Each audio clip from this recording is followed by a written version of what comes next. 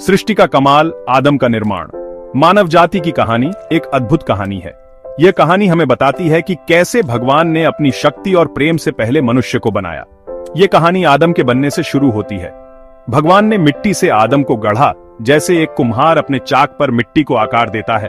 भगवान ने अपनी शक्ति से मिट्टी से आदम को बनाया। यह एक अद्वितीय प्रक्रिया थी, जिसमें भगवान ने अपनी कला और कौशल का प्रदर्शन किया। उसने आदम की नाक में जान फूंकी और आदम में जीवन का संचार हुआ। यह क्षण बहुत ही महत्वपूर्ण था, क्योंकि यह मानव जीवन की शुरुआत थी और आदम जिंदा हो गया। उसने अपनी आंखें खोलीं और पहली बार इस सुंदर दुनिया को देखा। यह एक नया अनुभव था, एक नई शुरुआत।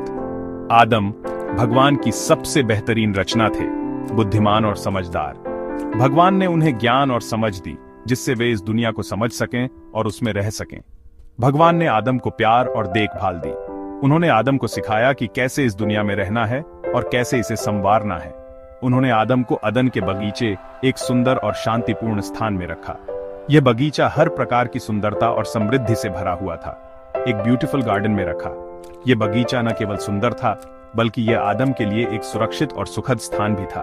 यह बगीचा मानव जाति का पहला घर था, खुशियों और समृद्धि से भरा हुआ। यहाँ आदम ने अपने जीवन की शुरुआत की और इस दुनिया को समझने की कोशिश की, खुशियों और प्रॉस्पेरिटी से भरा हुआ। यह बगीचा न केवल आदम के लिए, बल्कि आने वाली पीढ़ियों के लिए भी एक प्रेरणा स्रोत था। यहाँ से मानव जाति की यात्रा शुरू हुई, एक यात्रा जो आज भी जारी है। अदन का बगीचा एक अमेजिंग जगह थी। चारों तरफ ऊंची दीवारें थीं। अंदर तरह तरह के पेड़ पौधे और जानवर थे। फूलों की खुशबू से महक आती थी। मीठे फलों से लदे पेड़ थे। नदियां बहती थीं। बगीचे के बीच में दो स्पेशल पेड़ थे, जीवन का पेड़ और ज्ञान का पेड़। जीवन का पेड़ अमृता देता था, ज्ञान का पेड़ भगवान जैसा ज्ञान देता था। जीवनदायिनी नदियां अदन का पोषण। अदन का बगीचा एक स्वर्गिक स्थान, जहां 4 पवित्र नदियां बहती थीं। ये नदियां न केवल बगीचे को पानी देती थीं, बल्कि उसे उपजाऊ और हरा भरा भी बनाती थीं। इन नदियों का महत्व अद्वितीय था और हर नदी की अपनी एक कहानी थी। 4 पवित्र नदियां अदन के बगीचे से बहती थीं, पीशोन, गीहोन, हिद्देकेल और फरात। ये नदियां बगीचे को जीवनदायिनी जल प्रदान करती थीं और उसे एक अद्वितीय सौंदर्य देती थीं। पीशोन, गीहोन, हिद्देकेल और फरात, इन नदियों के नाम ही उनके महत्व को दर्शाते हैं। पीशोन नदी सोने की जगह हवीला से बहती थी, जो अपनी समृद्धि के लिए प्रसिद्ध थी। गीहोन नदी कूश देश के चारों ओर बहती थी, जो अपनी हरियाली और प्राकृतिक सौंदर्य के लिए जानी जाती थी।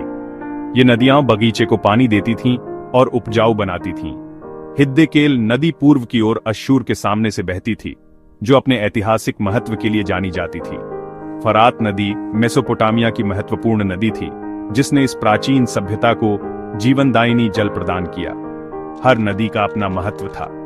पीशोन नदी सोने की जगह हवीला से बहती थी, जो अपनी समृद्धि के लिए प्रसिद्ध थी। गीहोन नदी कूश देश के चारों ओर बहती थी, जो अपनी हरियाली और प्राकृतिक सौंदर्य के लिए जानी जाती थी।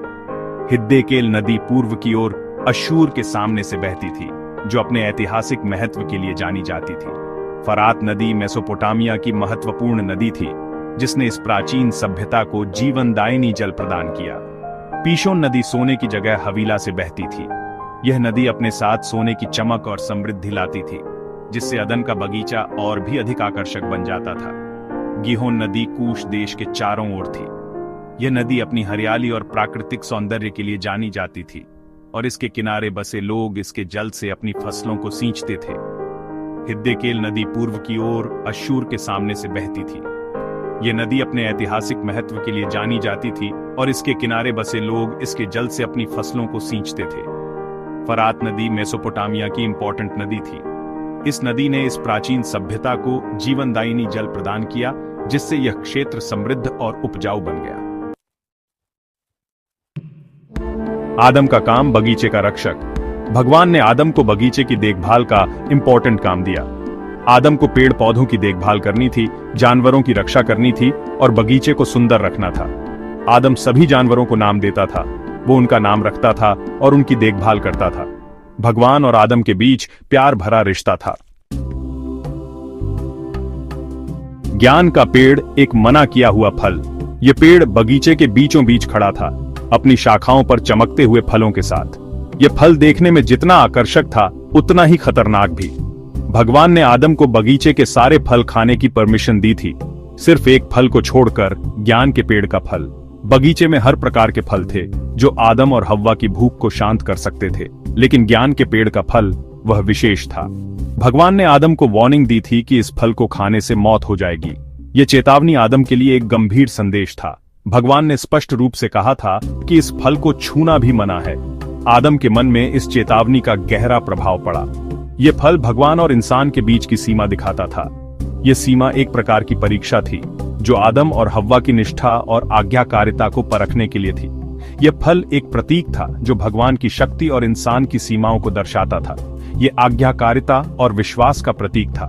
आदम और हव्वा को यह समझना था कि भगवान की आज्ञा का पालन करना ही उनके लिए सबसे अच्छा है।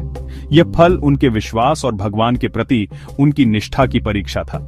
भगवान ने आदम को फ्री विल दी थी, लेकिन सही और गलत चुनने की आजादी भी दी थी। यह आजादी एक बड़ी जिम्मेदारी थी। आदम को यह समझना था कि हर चुनाव के परिणाम होते हैं। सही चुनाव करना ही जीवन का सही मार्ग है। इस पेड़ के फल ने आदम के सामने एक कठिन निर्णय रखा जो उसके भविष्य को निर्धारित करने वाला था। हव्वा भी इस पेड़ के फल की ओर आकर्षित हुई। एक दिन जब वह बगीचे में घूम रही थी, एक सर्प ने उसे इस फल के बारे में बताया। सर्प ने हव्वा को इस फल की विशेषताओं के बारे में बताया और उसे इसे खाने के लिए उकसाया। हव्वा ने सर्प की बातों में आकर उस फल को तोड़ लिया। उसने उस फल को देखा, उसकी सुगंध को महसूस किया और फिर उसे खा लिया। हव्वा ने आदम को भी इस फल को खाने के लिए प्रेरित किया। आदम ने भी हव्वा की बात मानकर उस फल को खा लिया। इस फल को खाने के बाद आदम और हव्वा को अपनी गलती का एहसास हुआ। बगीचे का माहौल बदल गया और वे दोनों डर और शर्म से भर गए। भगवान ने आदम और हव्वा को उनके इस कृत्य के लिए दंडित किया।